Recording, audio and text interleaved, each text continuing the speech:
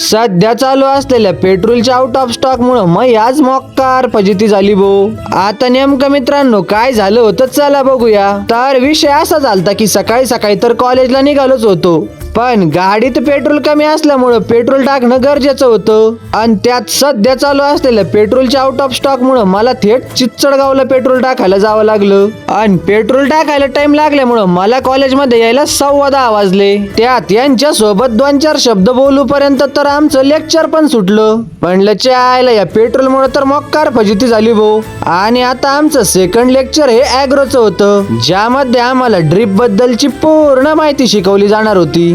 मग काय ते लेक्चर करून मी निघालो डायरेक्ट बापूंच्या दुकानावरती, कारण आता ऊन एकदम भयानक पडतंय आणि त्यामुळेच इथं कोल्ड्रिंक्स पिण्यासाठी मोक्कार गर्दी झाली होती. मग काय आता मी तर पेतो उन्हात आणायचं जरासं थंड. तोपर्यंत तुम्ही पण टाका बो फॉलो करून. तर भेटू परत अशाच नवीन एका ब्लॉग मध्ये. तोपर्यंत रामकृष्ण हरी.